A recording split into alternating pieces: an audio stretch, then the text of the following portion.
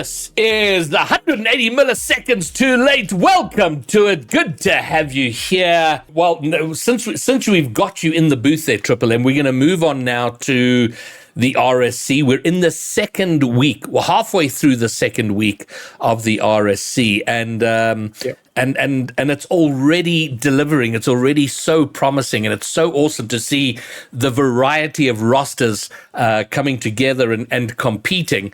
And what the RSC does better than probably anybody else in the world is in terms of the depth of stats that are gathered for every series, every tier, and it's just remarkable. So I'm going to let you've had the afternoon. You haven't had a lot of time, but you've been frantically sort of putting together some interesting info on what has happened in RSC. And keep in mind, this is going to be for the first week, which ended on Sunday.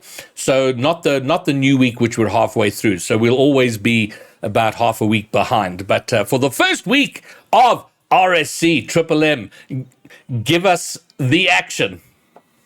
Yeah, well, there's two players actually specifically, not necessarily teams, but two players that I want to focus on that I sort of thought were really interesting in terms of their performance. The first player, obviously being from the rival division, that being Color Cold, had a huge series and a very good performance earlier this week against, I believe it was Diamond, playing for Alliance, and he was fantastic. I mean, in terms of his stats in the rival division and how he's performing, he's somebody who's leading the division in terms of average goals per game and average shots per game at the moment.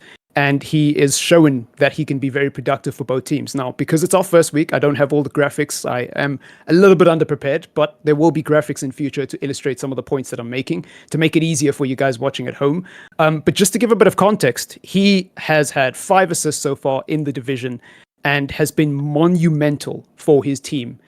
What he likes to do, if you watch any of his games, especially in that second series versus Alliance, which was a 2-2 draw, is he occupies a lot of the central space in the field. He is almost like a specialist second man at the moment. And I don't know if that's by design or if that's on accident, but it's working for him, because in the second game of his most recent series, which was against Alliance, he had 6 shots, 5 goals, which, if someone can correct me maybe in the chat, that might be the most goals of a single player so far in the RSC in a single game.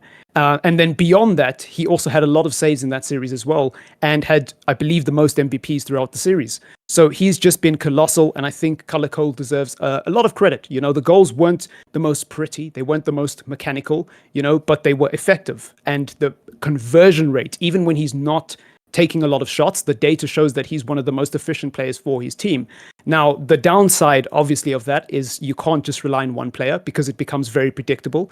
And across an 8-week period, people are going to adapt. People are going to notice where players are taking up positions, how much boost consumption they're averaging throughout a game, how often they're getting demoed. And interestingly, by the way, he actually is one of the most demoed players in the rival division as well. So that should tell you, you know, when a player's getting man-marked and getting killed off the field, it usually is an indicator that they're playing really well.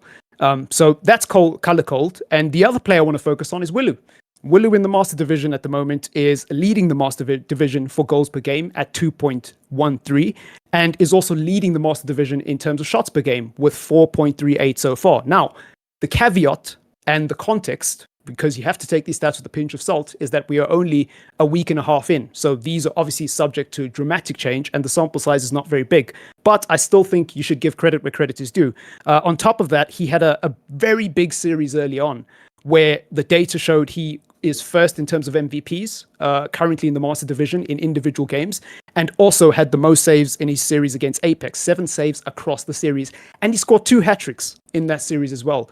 I watched that game back as well, and the interesting thing to note is he's a very versatile player, because one of those goals was just a bit of mechanical brilliance, which you need at this level. You guys, for those of you who've watched me extensively over the last year, I talk a lot about teamwork. I talk a lot about playing together as a team and having the right mentality.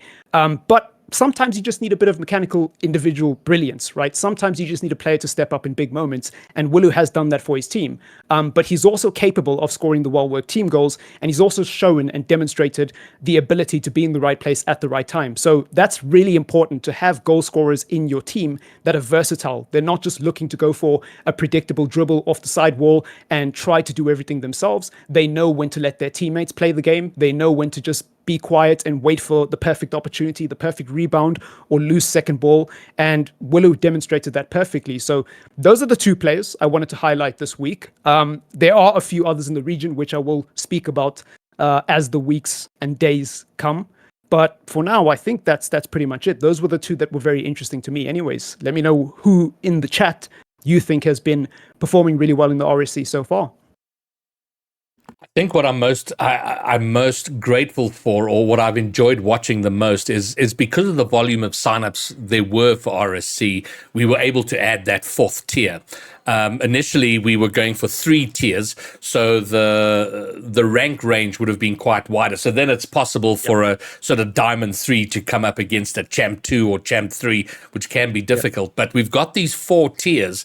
And from what I've seen there, I mean, it's just great, and the level of competition in all those levels has been amazing to see and watch and to be a part of. It's incredible.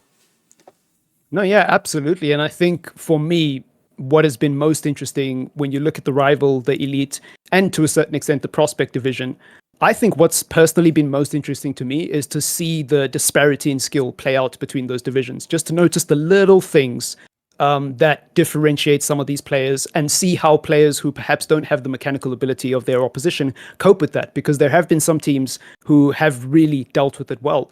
And I think what we're going to see over the next few weeks, I mean, I saw it with the series where it was Diamond, I believe, versus Alliance, where the one where Cold Color had such a colossal performance. There were a few mechanical plays, there were a few resets in that series, and we saw some of those mechanics come out in the rival division, but we didn't see too much of it. And it's interesting to see how the players who obviously can't pull that off position themselves well and know that, okay, this guy I'm coming up against is better than me. Let me give myself the best possible opportunity I can to defend him, because I'm not going to beat him in the air, and I'm certainly not going to beat him in terms of mechanics. So, that sort of dynamic playing out, that's what's fascinated me personally the most, is seeing how they cope with that skill disparity. All right. Well, Triple M, thank you very much for giving us the highlights of RSC in the first week. And I'm really looking forward to seeing how you develop this as we go, as we get deeper into the season, and the stats start to tell a lot more interesting stories, as you've quite rightly pointed out there. We're early days, so Color Cold out the gate, but he's had two weeks of good performances, so there's hope for him.